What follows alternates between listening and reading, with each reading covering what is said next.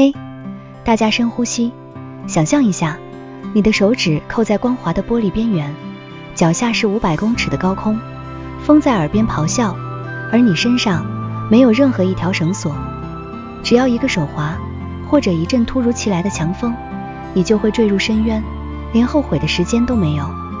这不是电影特效，这是真实发生的疯狂时刻。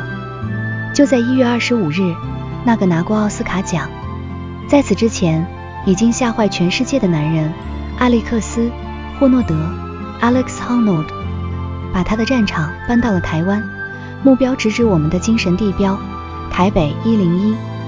今天我们就来复盘这场由网飞 Netflix 全程直播，让全球观众手心冒汗的史诗级挑战。这不只是一次攀爬，这是一场与死神的贴面舞。首先我们得聊聊这次挑战的含金量。据纽约时报爆料，霍诺德这次来台的出场费高达6位数美金，换算下来大约是新台币1500万至2000万元，约合人民币340万至450万元。听到这里你可能会想，哇，这钱也太好赚了吧，但别急着羡慕，这笔钱买的是他把命挂在悬崖边的勇气。更有趣的是，霍诺德本人对此的回应相当霸气，他说，只要大楼允许，我就会去，哪怕不给钱他也爬。对这位大神来说，钱只是数字，挑战不可能才是信仰。但 Netflix 可不敢这么随性，为了这场直播，他们做了一个极其特殊的设定，10秒延迟。为什么？根据英国观察家报透露，这是为了防止最坏的情况发生。万一，我是说万一，霍诺德在攀爬过程中失手坠落，制作团队有10秒钟的黄金时间切断讯号。这意味着我们看到的画面虽然是 live， 但其实经过了死亡过滤。这10秒就是生与死之间最后的尊严。在霍诺德爬上去之前，我们得先敬畏一下他的对手。台北101这座大楼可不是普通的钢筋水泥，它从2004年落成到2010年间，整整6年霸保世界第一高楼的宝座。直到今天，它依然是台湾唯一高度超过500公尺、楼层超过100层的超级摩天大楼，目前位居世界第11高。对于台湾人来说，这是我们的骄傲，但对于徒手攀爬者来说，这是一座设计精密的反攀爬堡垒。为什么这么说？因为101的设计充满了东方美学的竹节概念，正是这个让它看起来步步高升的设计，成了霍诺德最大的噩梦。霍诺德这次面临的挑战可以总结为3个字：反、枯、滑。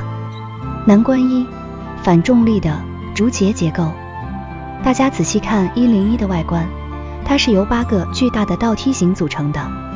这意味着，当霍诺德爬到每一个竹节的交界处时，墙面不是垂直的，而是向外倾斜约10到15度。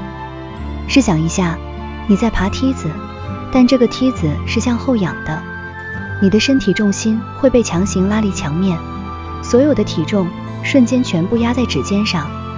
这种倒挂状态在101的中段整整重复了8次，跨越64层楼。每一次跨越都是对核心肌群的极限凌迟。难关2，机械式的枯燥地狱。霍诺德习惯了像酋长岩那样的大自然岩壁，那里充满了随机性，你可以找不同的岩缝休息。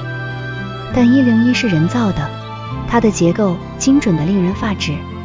这意味着霍诺德必须重复几千次完全一模一样的动作，特定的肌肉群被锁死在单一的发力模式中，无法轮替休息。虽然他在攀上每一个竹节时有短暂停留，向全球观众打招呼，但停留时间非常短暂，显然无法充分休息的。这就像是被罚做几千个引体向上，中间还不能久停。这种机械式的重复极易引发肌肉痉挛，而在500公尺高空抽筋，那就是死路一条。难关3，冰冷的玻璃与狂暴的风。最后是环境，岩石有纹理，有摩擦力，但101是玻璃和钢铁做的，滑得像溜冰场。霍诺德只能依赖特殊的橡胶鞋和一袋止滑粉，更别提台北冬天的妖风。随着高度上升，每升100公尺，气温下降 0.6 度，到了顶端，体感温度比地面低得多。强风加上低温，手指会迅速僵硬，失去知觉。想象一下，你的手冻僵了，却要扣住几乎没有阻力的玻璃边缘，背后还有狂风在推你，这画面光是用想的就让人腿软。还好25日这天台北风和日丽，妖风等级降低不少。时间回到1月25日早上9点12分，挑战开始。霍诺德轻装上阵，腰间只有那一袋白色的止滑粉。他在全球观众的注视下，像一只灵巧的壁虎，开始了这场垂直马拉松。9点34分，他抵达第一个竹节顶端，速度快得惊人。9点55分，第4个竹节。此时，他的衣服已经被高空的风吹得猎猎作响，但他眼神平静的，像是在逛公园。10点16分，第7个竹节，这是体能的撞墙期，但他没有停下。10点28分，最艰难的竹节区结束，他开始攀爬塔尖。这时候的风势最大，视野最开阔，也是心理压力最大的时刻。霍诺德曾说，攀爬就是攀爬，你得尽全力专注，确保自己不掉下去。他把绳索视为心灵的依赖，而此刻他切断了依赖，进入了心流的绝对领域。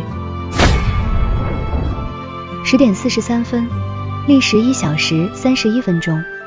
当霍诺德的手最终触碰到台北101圆环顶端的那一刻，全世界悬着的心终于放下了。